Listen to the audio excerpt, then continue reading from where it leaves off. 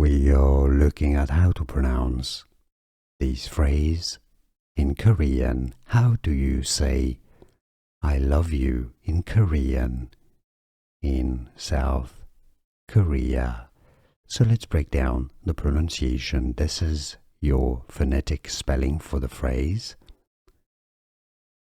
사랑해, 사랑해. So in Korean, I love you is said as 사랑해. If you want to learn more Korean vocabulary and expressions and names, here are more videos for you.